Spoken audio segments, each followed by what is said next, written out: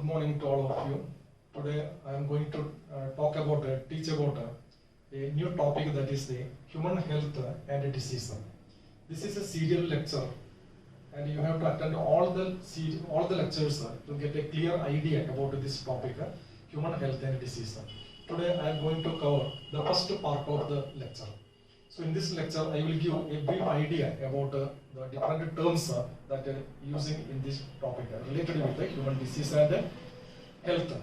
So the first point, we are always using the term health. So what is actually health?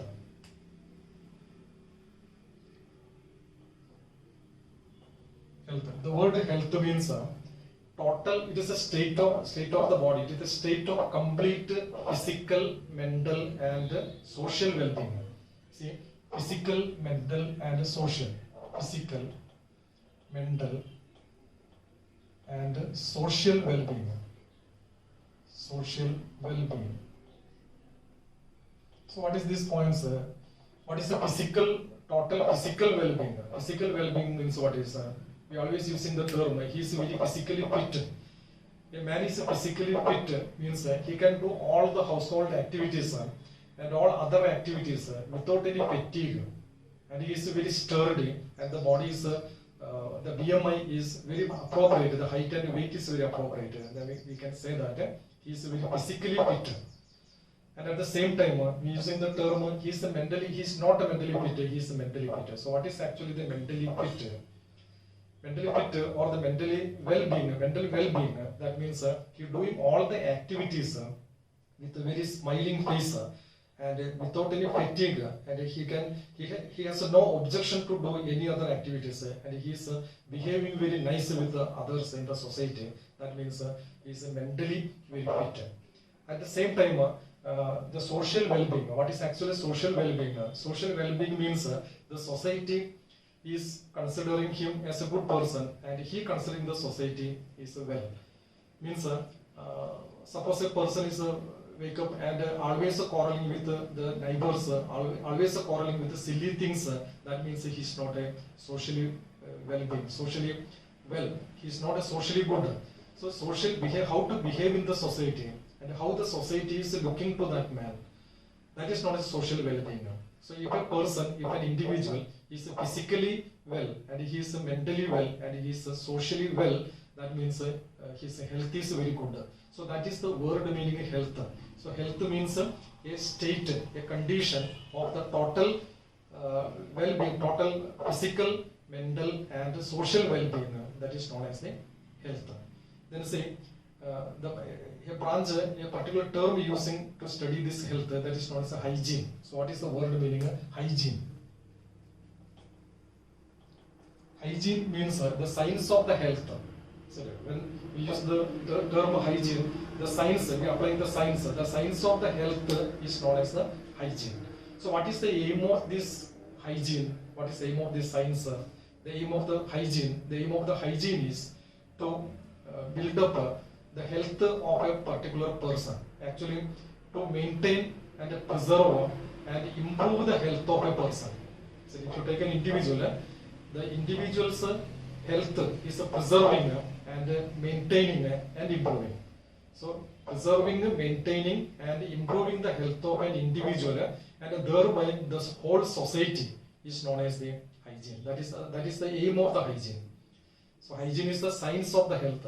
The aim of the hygiene to preserve, improve and maintain the health of an individual, and thereby the health of the whole society. That is the aim of the hygiene. Okay. So how to maintain the health? How to improve the health of an individual? For maintaining the health of an individual, he must take a well-balanced diet. It's very important. Well-balanced diet.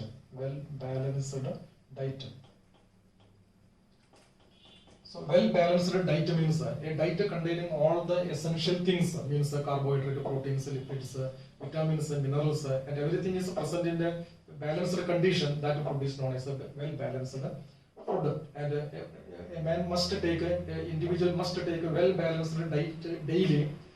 This is one of the reason, one of the way how to preserve the health of an individual. Well-balanced diet. At the same time, he must follow hygienic activities. Hygiene, personal hygiene. He must follow good personal hygiene. So personal hygiene means cleaning the body and washing the hand, etc. All these are the personal hygiene. Whenever we go to the dining table, first wash the hand. After the eating the food, wash the hand properly with the disinfectant. All these are the personal hygiene. So maintaining the personal hygiene. So having the personal hygiene and a balanced diet is the method for preserving the health of an individual. At the same time, he must follow a regular exercise. Regular exercise. So with the regular exercise, the health can be maintained. So at the same time, he must show good attitude. Good attitude. And good habits. Good habits. So all these are essential to preserve the health of an individual. Okay. So regular exercise, do at least 1 hour or half an hour exercise daily. Various different types of exercise. It may be yogasana or it may be something different. But body exercise is very important. And a good attitude. Good attitude means to love the people and to love each and everything with affection. That is a good attitude. Attitude is a very vast word. So behave good to each and everybody. That is known as a good attitude. And good habit. Good habits means good eating habits, good dressing habits, and there are so many other habits. Everything should be maintained very well. Then in that way we can maintain the health of the individual. Okay, so that is the hygiene and what is the health, how to maintain the health of the individual, and what is the aim of the hygiene. Then say what is actually if we do not maintain the health, do not perform in the personal hygiene, do not perform the regular exercise and good attitude and good habits, what will happen? And if we are not following these things, it is causing some disease. So what is actually the disease? The word disease, see the spelling of the disease. Disease means disease. So what is the ease? If no ease, it is causing the disease. Ease means everything going on smoothly, happily, that is known as ease. So when this ease is breaking, we say that disease, he is affected with the disease. For example, the food is very proper, well balanced food, personal hygiene is okay, regular exercise is doing, good attitude and good habit is there, and he is a very healthy person. Means he has no stomach abnormality, stomach upset, he has no dysentery, he has no fever, and the body is very well. Means he is in the ease condition. Suppose acidity is increased and bile is not secreting properly by the liver, it is causing the indigestion and fat not digesting, that is causing the upset of the stomach or the intestine. Then we say that the ease is gone and he becomes the disease. Means he becomes the patient, he becomes the diseased person. So that is actually disease. So what is actually disease? Disease means disrupt.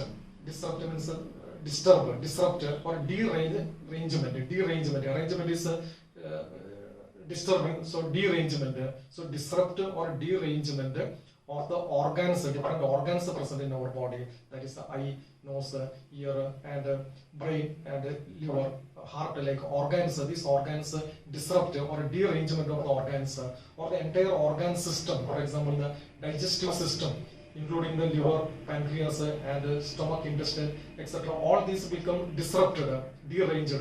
Then we say that he is fallen in the disease. So disease means also a condition in which disruption or the disruptive or the derangement of the organ or organ systems are happening. Why the derangement is happening? Because the infection. It may be due to the infection of the bacteria or some other infectious agent, or it may be due to the wrong diet, or it may be due to some hereditary factors. So due to some hereditary factor, due to some wrong diet, food, and due to some infection, the organ or organ systems become deranged or disrupted. That condition is known as the disease. So that is the disease. Then you know each and every person or individual is always facing or exposing to the millions of the foreign bodies outside. Foreign body means the particles present outside the body is known as the foreign bodies. And this foreign body include bacteria, virus, and fungus or some spores, etc. So you know that everybody is always exposing to the millions of these foreign bodies, but most of us not affecting the disease. Why we are not affecting the disease? Some of them will affect. Most of the 99% of people cannot affect. Then why the bacteria or the virus we are exposing to that? We are exposing to these foreign bodies. Still we are remaining healthy. Why we are remaining healthy? Because inside the body a system is operating. So that system protecting us from these microorganisms or these foreign bodies and protect the body from not infecting these microorganisms, not causing any disease. And that system is known as the immune system. So a system that is called immune system is operating inside the body. Due to this immune system, these microorganisms or bacteria or like this cannot infect the human body. So we remaining, even though we exposing to these foreign bodies, we remaining without any infections. So say what is the immune system? This immune system is operating inside the body. So actually what this immune system is doing? This immune system is first attack the microorganism or foreign body and kill that foreign body or destroy that foreign body or neutralize that foreign body and protect the body from the infection. That is called the immune system. And by all this, a particular branch of the science is developed that is known as the immunology. So what is actually the immunology?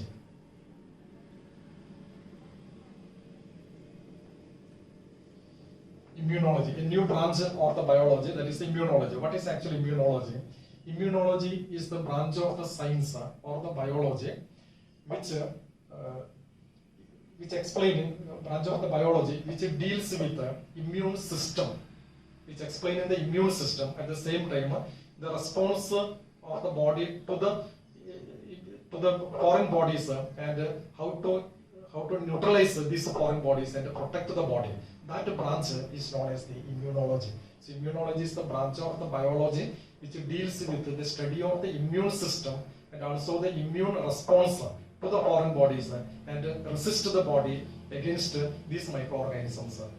So resistance, it providing the resistance. So what is actually resistance? Resistance, body resistance. The resistance means resistance. Resistance means the body's ability. Resistance is the body's ability to ward off, to prevent the entry of the microorganisms, or if the microorganism enter, to kill that microorganisms and protect the body from the infection. That is known as the resistance. Okay, here the immunology. There are so many different types of immunology. The study of the immune system and their structure. The study of the immune system and their structure is known as the basic immunology. There are different types of immunology. Basic immunology. So what is the basic immunology? Basic immunology means the study of the structure and the function of the immune system is known as the basic immunology. Another immunology is the clinical immunology. Clinical. So what is the clinical immunology? Clinical immunology coming under, it includes immunization, vaccination, organ transplantation, organ grafting, and also including immunopathology, immunophysiology, that also including under this. Blood banking also including under the clinical immunology. Another immunology is the laboratory immunology. What is the laboratory immunology? Laboratory immunology deals with the study of the humoral and cellular immunity. There are two types of immunity, cellular immunity and humoral immunity. We will study details of that in the later part of this serial lecture. So study of this cellular immunity and humoral immunity is known as the laboratory immunity. Another immunity is the serology. Serology is the study of the serum. Actually, antibody-antigen interaction study is known as the serological immunity. That also the term I will clear. This lecture I will clear what is antibody and antigen. So like that, these antibodies, that is a serology. So all these are coming under the immunology. So immunology has different branches: basic immunology, clinical immunology, laboratory immunology, and serology. Then see, if you take the immune system, the immunity have two important characteristics. What are the two important characteristics of this immunity? or immune system, one of the characteristics of the immune system or immunity is it recognizes the self from the non-self. So what is the self and non-self? For example, the kidney. The kidney is present in our body. This is a self. Our immune system is identified. The kidney is our own kidney. Suppose a person transplantation of the kidney taken place. So he removed one kidney and the kidney is taken from another person. This kidney that is taken from the another person is not his own. So that is a foreign coming from the outside. So our immune system is identified that the kidney is kidney transplant. The transplanted kidney is not it's his own. It is taken from the outside. So the body always helping try to reject this kidney. That is known as the property of the immune system. It can identify the self and non-self. So another property of the immune system, it has a memory. That is called the immunological memory. So self and non-self. And second point is the memory, immunological memory. It has immunological memory. For example, a viral infection is caused, for example, chickenpox. And after curing the disease by medicine, after lifelong resistance to this chickenpox is acquired by this person. When this virus is infected after 2 years, the antibody already formed inside the body will go. Antibody means that is a memory. Immunological memory means antibody prepared, and this antibody identified the virus and the antibody killed the virus immediately. So the disease cannot affect the person next time. So that is the immunological memory. So the immune system or immunity having two properties: identify self from the non-self, and it has the memory also. Okay, so that immunity. So the word we use the word immunity. What is actually immunity? Immunity is the ability of the body. Immunity. Take a definition for the immunity. Immunity is the ability of the body to fight, to neutralize, to kill or neutralize or destruct the foreign body. It may be bacteria or it may be virus, and protect the body from the infection of that organism. That is known as the immunity. And this immunity are two types. That is the innate immunity and acquired immunity. Innate immunity and acquired immunity. There are two types of immunity: innate immunity and acquired immunity. Innate immunity means the immunity got by birth from the mother. Some of the immunity we got by the birth, we got some immunity. That is known as immunity, innate immunity, and the immunity is got after the birth due to some infections, so some infectious agent. We got some immunity due to the antibody producing. That is known as the acquired immunity. So acquired immunity and innate immunity. These two parts I will teach you in the next lecture part number 2. Okay. So that much today. Thank you very much.